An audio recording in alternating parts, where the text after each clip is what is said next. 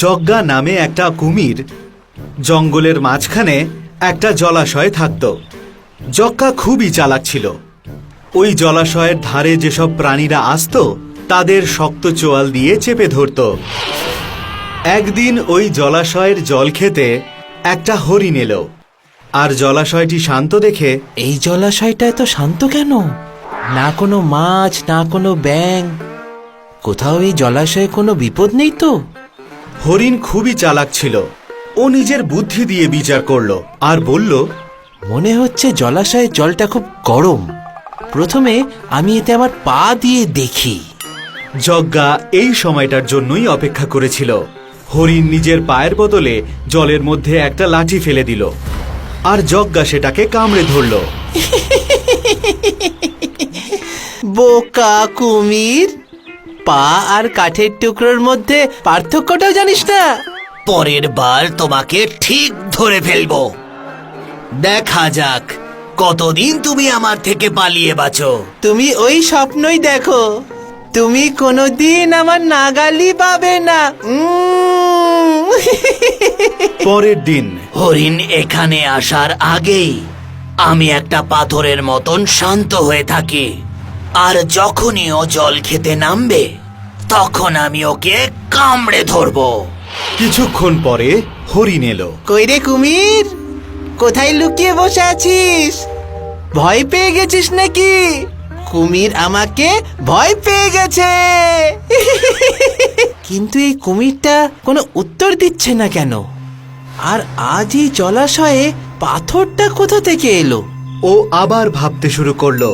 এটা যদি কুমিরটা হয় তাহলে এটা কোনোভাবেই উত্তর দেবে না, আর এটা যদি পাথর হয় তাহলে ও নিজের সম্বন্ধে নিশ্চয়ই বলবে। কুমির এই কথা শুনে, আমি একটা পাথর। বোকা কুমির কোথাকার, পাথর কখনো কথা বলে নাকি? আহ! একদিন না একদিন তোমায় আমি অবশ্যই ধরবো। তুমি শুধু এটা ভেবে ভেবেই খুশি হও। আমি তো চললাম। দুদিন পর হরিণ আবার ওই জলাশয়ের কাছে এলো। তুমি কি হার মেনে নিয়েছো? মনে হচ্ছে তুমি ধরেই নিয়েছো যে আমার বুদ্ধির সামনে তুমি জিততেই পারবে না। যদি তুমি নিজেকে এতটাই বুদ্ধিমান মনে করো তাহলে তুমি নিজে চাষির খেতে যাচ্ছ না কেন? যদি তুমি ওখান থেকেও বেঁচে ফেরো তাহলে আমি তোমাকে বুদ্ধিমান বলে মেনে নেব। নিশ্চয়, আমি কালই ওই চাষির খেতে যাব, আর তারপর ফিরে এসে তোমাকে আমার চালাকির গল্প শোনাবো। আগে তুমি বেঁচে ফেরো তবে তো। দেখাই যাক। পরের দিন ওই হরিণ চাষির জমিতে যায়। ওই জমিতে অনেক রকম ফসল ফলেছিল। আরে বাহ, এটা তো একটা দারুণ জায়গা। আমি এখানে আগে কেন আসিনি?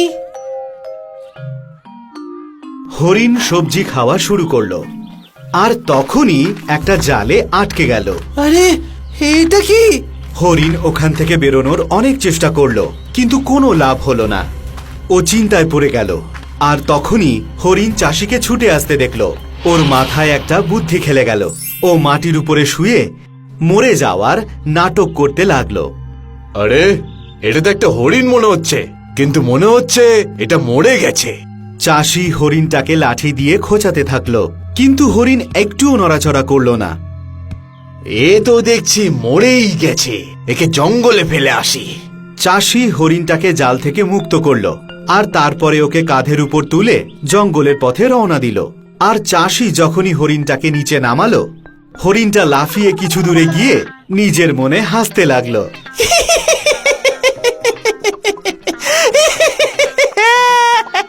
তাহলে তুমি আমার সঙ্গে চালাকি করেছো, দেখে নেব তোমাকে।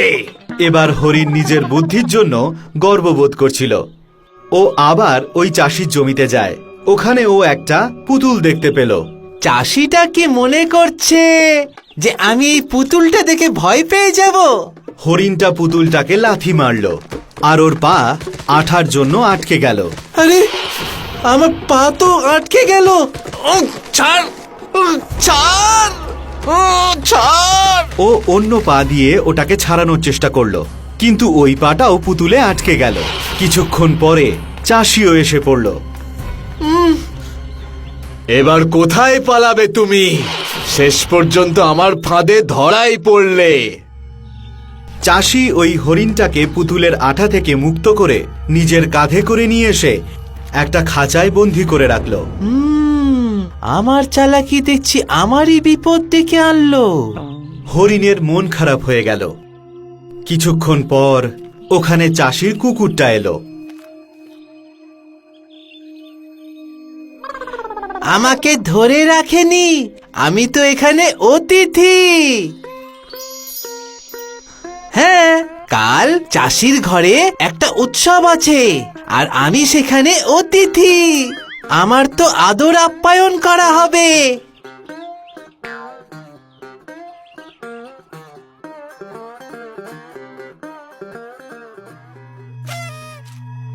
তাহলে এক কাজ করো, তুমি আমার জায়গায় চলে এসো আর কালকের অতিথি তুমি হয়ে যাও।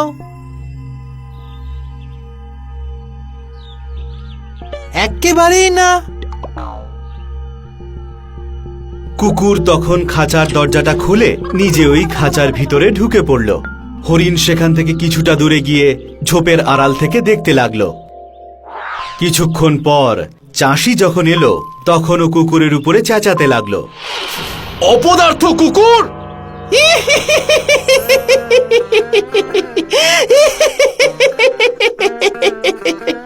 এবারের মতন তো হরিণ বেঁচে গেল, কিন্তু আজ ওর চালাকির জন্য ওর প্রাণটা যেতে বসেছিল।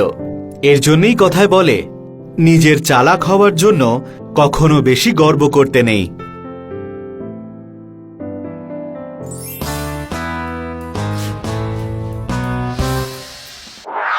এক জঙ্গলে একটা হরিণ আর একটা কাক খুব ভালো বন্ধু ছিল। একদিন হরিণ ঘুম থেকে উঠে কাককে ডাকার জন্য গেল। কাক দাদা, তুমি এখনো ঘুমাচ্ছ? চলো ওঠো। আরে আমাকে আর একটু ঘুমোতে দাও, তুমি বরং আজ একাই চড়তে যাও। হরিণ তখন একাই ঘাস খেতে চলে যায় আর মনের আনন্দে ঘাস খেতে থাকে। ওই জঙ্গলেই একটা নেকড়ে হরিণকে ঘাস খেতে দেখে। আরে এই হরিণটা তো খুব সুস্বাদু মনে হচ্ছে, কিন্তু এটাকে খাবো কি করে? মনে হচ্ছে ওর সঙ্গে আমায় বন্ধুত্ব করতেই হবে। চালাক নেকড়ে মনে মনে হরিণকে খাওয়ার কথা চিন্তা করে ওর সঙ্গে বন্ধুত্ব করতে যায়। নেকড়েকে দেখে হরিণ ভয় পেয়ে যায়। হরিণ, কে কে তুমি? আমি হলাম নেকড়ে। এই গোটা জঙ্গলে আমার একটাও বন্ধু নেই, কোনো আত্মীয়ও নেই। আমি বড্ড একলা। তুমি কি আমার বন্ধু হবে? কেন? আমি নিজেকে একেবারে অনাথ মনে করি। আচ্ছা ঠিক আছে, তুমি কেঁদো না। আজ থেকে আমরা দুজন বন্ধু। চলো, আমি তোমাকে আমার বেস্ট ফ্রেন্ডের সাথে দেখা করাচ্ছি। সরল হরিণ চালাক নেকড়ের কথা বিশ্বাস করে ওর বন্ধু কাকের সাথে দেখা করাতে নিয়ে যায়। কাক দাদা, দেখো কে এসেছে। এটা আবার কে? এ হলো নেকড়ে, আমার সাথে মাঠে দেখা হয়েছে। ও খুব একা আর ও আমার সাথে বন্ধুত্ব করতে চায়। আর তুমি এক অচেনাকে বন্ধু ভেবে নিলে? না না কাকদাদা, আমি সত্যি বড়ই একা। আপনাদের দুজনের বন্ধুত্ব দেখে আমি আপনাদের সঙ্গে থাকতে চাই। কাক দাদা, আমি ওর সাথে কথা বলেছি, আমরা ওর উপর বিশ্বাস করতেই পারি। ঠিক আছে, তুমি যখন বলছো আমি বিশ্বাস করলাম, কিন্তু তবু তুমি সাবধানে থেকো। একদিন নেকড়ে হরিণকে ঘাস খাওয়ানোর লোভ দেখিয়ে দূরে একটা ভুট্টার খেতে নিয়ে গেল। হরিণ ভাই, চলো, আজকে তোমাকে আমি একটা নতুন জায়গায় ঘাস খাওয়াতে নিয়ে যাব। হ্যাঁ চলো। আরে বাহ, এখানে দেখছি অনেক ফসল রয়েছে। হ্যাঁ, আজ তুমি পেট ভরে খাও। আজ তো তোমার নিমন্ত্রণ এখানে, আর আমারও নিমন্ত্রণ।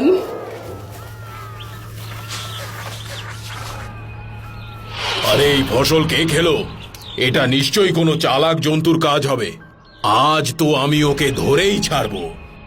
একটা কাজ করি, আমি ওটাকে ধরবার জন্য একটা জাল বিছিয়ে দিই।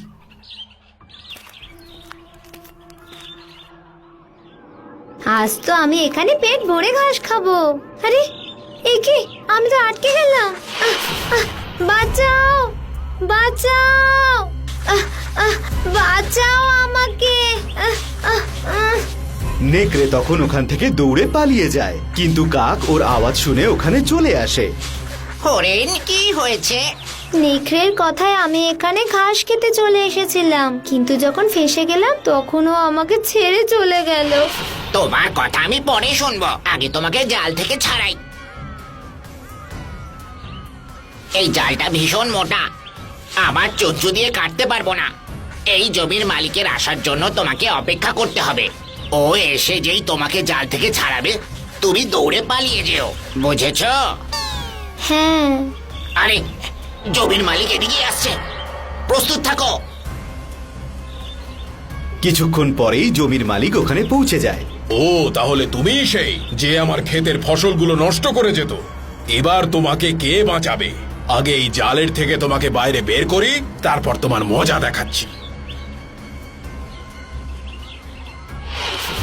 আরে আরে আরে, পালিয়ে গেল! আরে আরে, হরিণ! পালাও বন্ধু, তাড়াতাড়ি পালাও।